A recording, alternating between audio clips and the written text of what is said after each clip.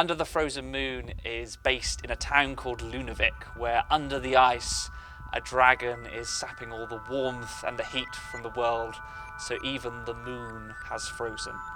In this town there's a little girl called Amka, and there is an ice dragon that has drained all the warmth from the town, and Amka goes off on a journey to find the dragon and give him a hug. We're just on day 3 at the moment this time. The show has been created before, but we are changing it up a little bit. The performance is about sharing and family and giving, so it's a very lovely folk tale, all based around winter and ice and snow, and we have auroras and adventure. We've got a new performer in. Yeah, it's going really well. It's actually going faster than we thought it might, which is really nice. Amelia's just jumped straight into it. So trying to piece all the scenes together, and the transitions in this play are quite tricky sometimes because the performers have to jump between being storytellers and being lots of different characters themselves. So the songs are they're quite simple, folky storytelling songs. There's Eels, which is quite fun, and then the rest are kind of just trying to capture the atmosphere of Lunavik, the village, and I suppose the magic of the story, and also the cold of the world that they're living in, but the warmth of Amka's relationship with her mother and her baby brother. Our hero of the story, Amka, is introduced through a tabletop puppet, and this puppet sits on a table about that big. It has a mechanism in the neck to make her head move in a really realistic way. So the show is filled with music. There are beautiful sort of folk songs written by the amazingly talented Avi Simmons that I get to play and sing live, but we also use live looping as well. I play guitar and violin in the show. There's a bit of flute and some glockenspiel, all kinds of cool sounds that we layer and loop live to create amazing atmospheres.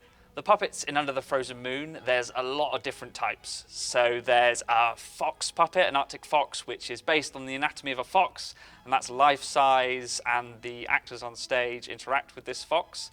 But also we're able to shrink that down, so we have different puppets of different sizes.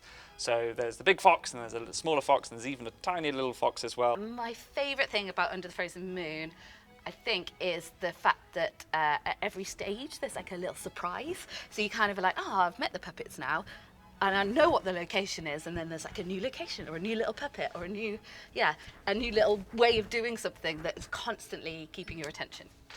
With the story, all of it happens in the frozen north. So there's a frozen forest, there's tundras, ice, lakes. So part of the challenge was making all of those frozen, snowy landscapes interesting and making them distinct. So the forest pulls up out of the set, and there's lots of kind of green pine trees, which are really exciting in the story, as she's never seen a green pine tree before because everything's so frozen. And then as she gets closer to the dragon, things start to melt, so we start to see a glittering cave as she falls through the ice, which has flowers and lots of wildlife in it because it's getting warmer as she gets closer to the dragon. Our rehearsals are really relaxed and fun, and we like it when everyone contributes to every part of the show. So there's a lot of devising in our rehearsals and swapping ideas and collaborating and bringing our own specialisms together to create the finished product, so that we're not very precious and we're able to give feedback and things like that. So it's a really fun, open process.